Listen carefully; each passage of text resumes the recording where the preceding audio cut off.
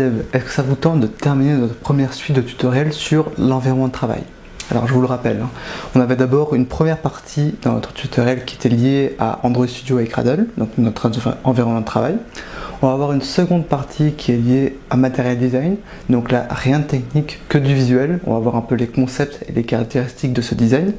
Et pour finir on va voir tout le côté technique, c'est-à-dire l'implémentation dans une application Android du Material Design. Donc là je vous le rappelle, c'est le projet support de ce tutoriel, le projet Learnit.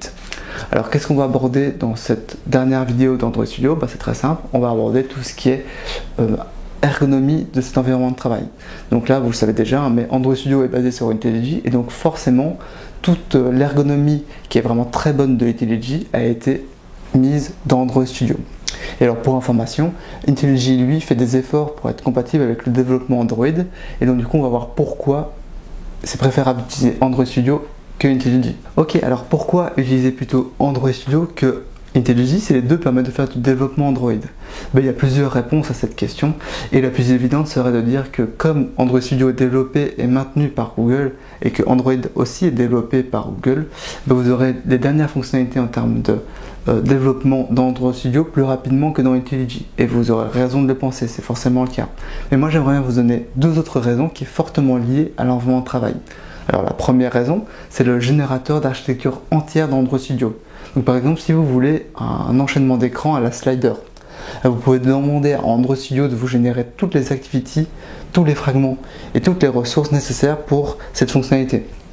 Et donc du coup, Android Studio vous va vous générer tous ces fichiers et vous n'aurez plus qu'à éditer ces fichiers pour qu'ils conviennent à votre cas d'usage. Et puis deuxième raison, c'est l'éditeur XML qui est réellement ultra puissant dans Android Studio. Donc en plus d'avoir quelque chose d'ergonomique pour concevoir vos interfaces, vous aurez des vues qui sont très utiles. Par exemple la prévisualisation de vos interfaces dans plusieurs versions d'Android en un seul coup d'œil. Ou alors la prévisualisation de vos interfaces sur plusieurs tailles d'écran. Vous avez une fenêtre avec des petits appareils dedans, comme une tablette, plusieurs smartphones de différentes tailles, etc. Et vous pouvez voir de l'allure générale qu'a votre interface sur ces différentes tailles d'écran. Et ça, c'est vraiment une fonctionnalité qui est hyper intéressante. Juste une chose avant de commencer le screencast de cette vidéo. J'aimerais bien aborder avec vous l'utilité de connaître un peu son environnement de travail. Donc moi, un bon développeur, c'est quelqu'un qui connaît son environnement de travail et qui connaît au moins des raccourcis de base. Donc moi, ce que je vous propose, c'est de vous poser devant votre ordinateur un de ces quatre, d'ouvrir les raccourcis de votre environnement de travail, que ce soit Android Studio ou un autre, ça n'a pas d'importance, et de commencer à tenter de les utiliser au quotidien. Et vous verrez qu'une fois que vous les utiliserez, que ce sera quelque chose d'automatique quand vous développez, vous allez très fortement gagner en productivité, et ça c'est tout bénef pour vous. Voilà, donc maintenant que c'est dit, je vous envoie directement le screencast. Bien, donc on va se lancer dans le screencast de cet épisode. Alors pour ce faire, on va lancer Android Studio puisqu'on va voir le confort d'utilisation d'Android Studio. Hop, voilà, donc là je lance et on ouvre Learnit, qui est, je vous rappelle, le projet de ce tutoriel. Alors pour commencer, on va voir l'exécution du programme, le raccourci et le bouton de l'exécution du programme. Donc il se trouve au-dessus. Hop, vous voyez app, la petite flèche et le petit bug. Alors le app en fait c'est la configuration de votre projet, c'est-à-dire que c'est là que vous allez configurer Android Studio pour qu'il exécute votre application. Donc si j'édite les configurations, on a toutes les configurations, donc toutes les exécutions de votre projet. Donc là par exemple on n'a qu'un seul module, donc on peut exécuter que app, mais si par exemple on avait un autre module qui serait TV ou Rebel, on aurait d'autres configurations qui correspondraient à ces modules là en fait. Après vous pouvez toujours avoir deux configurations différentes avec des paramétrages différents, mais c'est rarement nécessaire. Donc là voilà, app est créé automatiquement par Android Studio, et on peut l'exécuter si on veut, donc ce ne sera pas l'objet de ce tutoriel-ci. On a le bouton pour l'exécuter, donc le bouton Run. Alors sur Mac c'est Alt R, sur PC ça doit sans doute être CTRL R, mais n'ayant pas de PC je ne pourrais pas vous le confirmer. Alors pourquoi je vous donne le raccourci? Parce que pour moi quelque chose qu'on fait quasiment enfin quelque chose qu'on fait à longueur de temps, ça doit être on doit connaître ce raccourci là. Ou sinon, à chaque fois, si vous devez cliquer sur le bouton, vous allez perdre énormément de temps, alors que si vous utilisez le raccourci clavier, en 2 secondes c'est fait, et puis voilà. Et alors le mode debug, là c'est Alt D ou Ctrl D sur Windows. Alors pour ceux qui ne connaissent pas le mode debug, c'est une fonctionnalité qui est hyper intéressante, qui existe depuis très très longtemps dans Java, et qui vous permet de vous arrêter à des moments dans l'exécution de votre programme et d'en connaître le contexte. Donc par exemple, si vous vous exécutez dans la méthode onCreate par exemple, et que vous avez un certain nombre de variables, etc., ou d'attributs, et bien si vous mettez un breakpoint, c'est ce qu'on appelle c'est les arrêts d'exécution. Si vous mettez un breakpoint sur votre méthode, vous allez pouvoir voir toutes les variables, toutes les valeurs de vos variables, de vos champs, etc. Donc vraiment c'est hyper utile quand vous voulez débugger votre application pour voir où sont vos erreurs, etc. Donc ce ne sera pas l'objet non plus de ce tutoriel-ci, mais je vous conseille d'aller voir des tutoriels à ce sujet pour un peu maîtriser cet outil qui est vraiment hyper utile quand vous savez le maîtriser. Alors, on va passer un petit peu à droite, tant qu'on est dans la barre d'outils, on va continuer. Avec le premier là, donc Sync Project, hop, je revois, with Gradle File, c'est ça. Alors ça on a déjà vu en fait, c'est quand on fait des changements dans les fichiers Gradle, il y a un petit bandeau jaune qui apparaissait au-dessus de votre fenêtre, et en fait ce bouton là est un autre raccourci pour synchroniser vos fichiers Gradle. Donc c'est fait exactement la même chose. Hop, on switch juste à côté, et là on a AVD Manager. Alors AVD Manager, c'est pour gérer vos émulateurs officiels d'Android. Donc si je clique dessus, vous voyez j'ai un émulateur d'installer, qui est en fait un émulateur installé par défaut avec Android Studio, que je n'utilise personnellement pas parce que j'utilise Genymotion, qui fera sans doute l'objet d'une autre vidéo, parce que vraiment ce sont des très très bons émulateurs, bien meilleurs que ceux d'Android Android tout court, notamment par leur fluidité, leur fonctionnalité, etc. Et donc du coup je pourrais même supprimer celui-là parce que j'utilise vraiment jamais. Hop. Donc je ferme cette fenêtre et je passe au suivant, et j'arrive à SDK Manager. Alors SDK Manager, maintenant avec Android Studio, vous ouvre une pré-visualisation de ce qui est installé sur votre SDK Manager. Moi je veux directement ouvrir la fenêtre qui gère les packages derrière pour installer et les désinstaller. Alors vous voyez, c'est là qu'on va installer tout ce qui est BuildTools, les versions d'Android, donc ici là c'est l'API 23. Il me propose d'ailleurs d'installer un certain nombre de systèmes images qui correspond à ce qu'on pourrait créer comme émulateur. Donc hop, à chaque fois je décoche, parce que personnellement ça m'intéresse pas de créer des émulateurs Android officiels.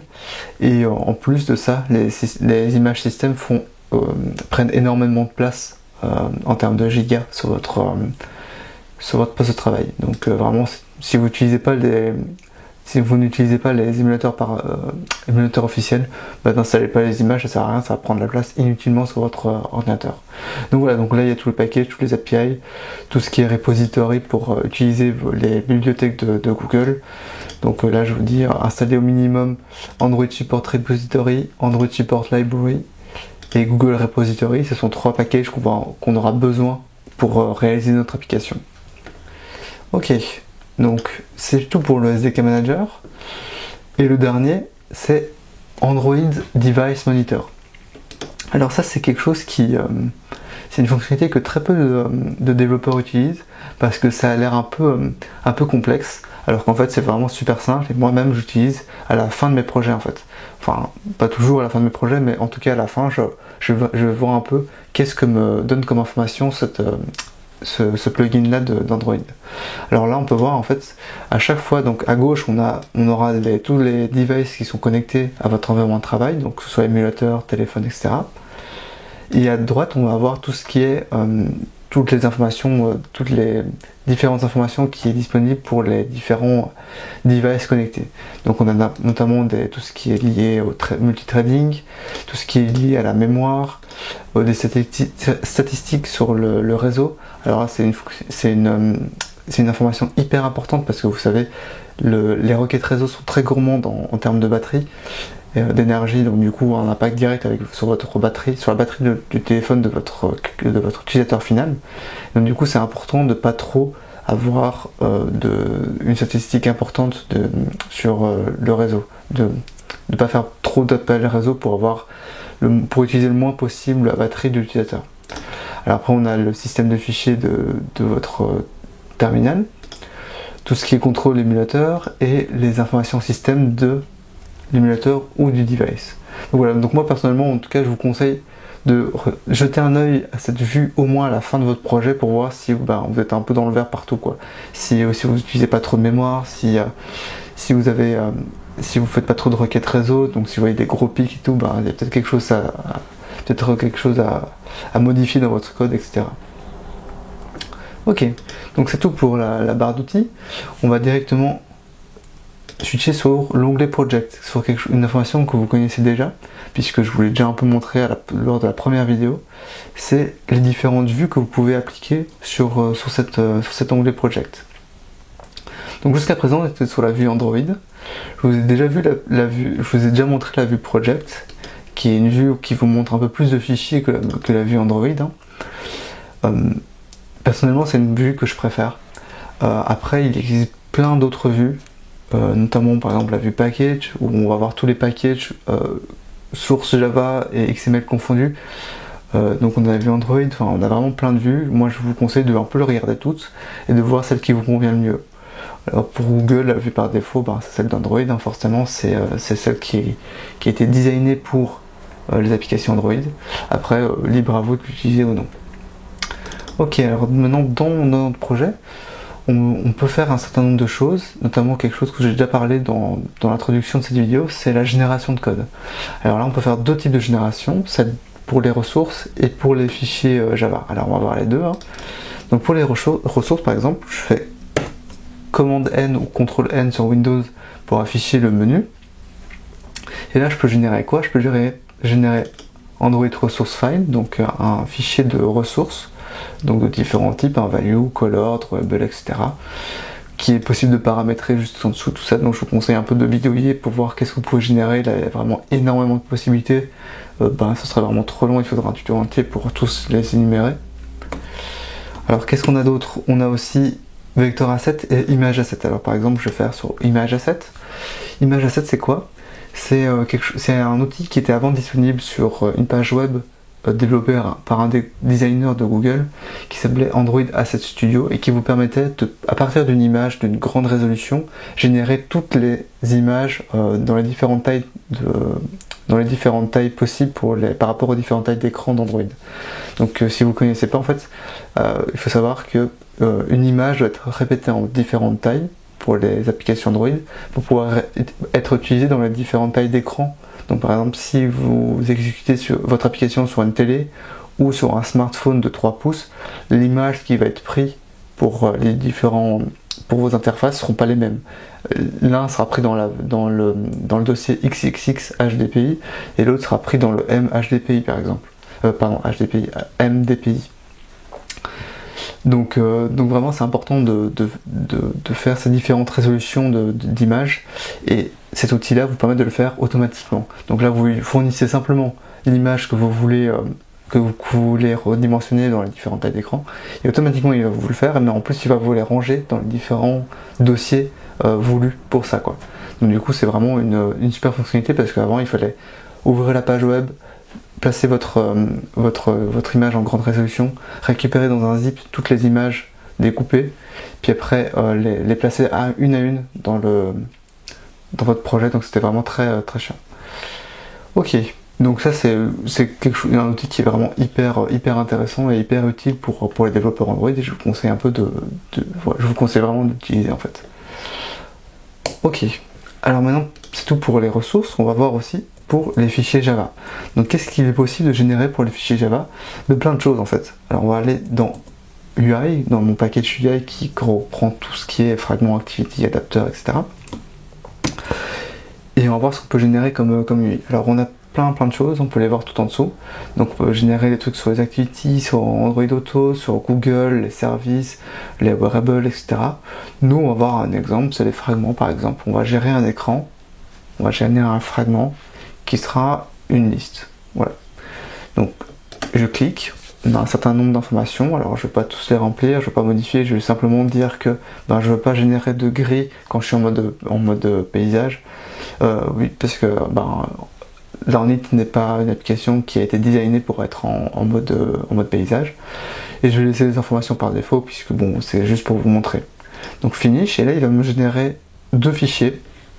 L'un qui s'appelle item fragment, comme je l'ai mentionné dans l'écran précédent, où on voit, voilà, on hérite de liste fragment qui est automatiquement une liste, voilà, qui est une liste qui et automatiquement qui intègre automatiquement une liste dans l'écran de votre fragment. Et on a dans Dummy un contenu Dummy qui veut dire imbécile, un contenu qui pourra être qui va être le contenu de vos items de vos fragments. Donc voilà, donc là personnellement je n'ai pas besoin, donc je vais le retirer. Mais sachez que il y a plein de choses qui sont possibles de générer, puisque Android n'est pas connu pour avoir quelque chose qui n'est pas répétitif, et donc du coup créer un fragment à chaque fois ça peut être un peu lourd à faire, et donc je vous encourage aussi à utiliser la génération des composants graphiques d'Android. Ok, et maintenant deux petites dernières choses. La première, c'est la liaison que vous pouvez avoir entre les activités et les fichiers XML. Donc là par exemple, si j'ouvre l'activité Android, je peux voir à sa gauche, à la déclaration, au niveau de sa déclaration, les fichiers XML qui sont liés à cette activité et que j'utilise dans cette activité. Donc si je clique dessus, je peux voir que j'utilise l'activity main.xml et dialog new language.xml, qui sont deux layouts que j'utilise dans l'activité. Donc vous pouvez les voir, hein. Hop, j'en ai un ici dans le set content view et un quelque part quand je crée mon voilà, il est ici quand je crée une dialogue que je présente à l'utilisateur. Et donc du coup, en cliquant ici, je peux directement me rendre dans ces fichiers XML et afficher du coup la prévisualisation de ce dernier. Donc voilà, donc là on voit l'écran à droite et mon fichier XML à gauche. Donc ça c'est une fonctionnalité intéressante. On a ça un peu partout, hein. Donc par exemple à chaque fois qu'on utilise un fichier XML, on aura cette liaison qui est faite. Donc là par exemple je vais dans Main Activity Fragment et je vais ouvrir le fragment, le fichier XML du fragment. Et donc là du coup on peut voir à droite la prévisualisation. Et j'en arrive du coup à mon dernier point, qui est vraiment une fonctionnalité, une des plus intéressantes et à mon avis la killer feature d'Android Studio. Hop, donc je vais faire un peu de place, hop, j'enlève l'onglet Project pour l'instant, et je me donne un peu de place à la prévisualisation, parce qu'en fait dans Android Studio il y a moyen de prévisualiser énormément de choses. Donc là on peut voir au-dessus que je suis en version en API 23, que je suis en train d'afficher la main activity, puisque ma main activity héberge mon fragment, que je suis en mode portrait. Donc là il me propose de changer d'état, donc je le mets dans paysage, mais je suis bien en mode portrait, que j'utilise le thème Learnit qui est mon thème à moi, que je suis sur un Nexus 4, et que je peux faire un certain nombre de choses. Et qu'est-ce que je peux faire notamment? Par exemple, je peux prévisualiser tous mes interfaces dans toutes les tailles d'écran différentes. Donc là on peut voir, hein, j'ai un Nexus S, un HTC, etc., des tablettes. Et donc du coup, en un coup d'œil, je peux voir un peu. J'aurais pas un truc qui est forcément très fidèle à ce que ce sera réellement, mais au moins je peux avoir une prévisualisation rapide de ce que ça va être et avoir une idée globale générale. Donc c'est vraiment hyper intéressant. Hop. Je peux aussi par exemple avoir dans les différentes versions d'Android, donc là on peut voir j'ai Ice Cream Sandwich et Lollipop. Donc on voit que par exemple j'ai pas, Lollipop ne supporte pas le changement au niveau de la barre de notification, et alors que sur Lollipop oui. Et comme c'est ma version minimum, il ne me montre pas les versions 2, puisque voilà, forcément mon application n'est pas compatible. Mais si vous avez une version compatible, il vous montrera plus de versions différentes pour cette type de vue là. Donc voilà, donc là je vous encourage aussi un peu farfouiller dans ce qui est possible de visualiser. Il y a vraiment énormément de choses. Vous pouvez changer la version de l'API en fonction de ce que vous avez téléchargé dans le SDK Manager. Utiliser d'autres activités, si votre fragment peut être hébergé dans plusieurs activités, utiliser d'autres thèmes, enfin voilà. Donc vraiment il y a beaucoup de choses et qui sont vraiment utiles pour le développeur final. Donc voilà, donc c'est tout pour cette vidéo là. On se retrouve dans 2 semaines normalement pour le premier épisode sur le design, qui sera un peu des explications sur ce qu'est le material design. En attendant, n'oubliez pas, pouce bleu, commentaires, si vous avez des commentaires à la fois sur les commentaires de la vidéo ou sur The Savoir, où je suis très présent.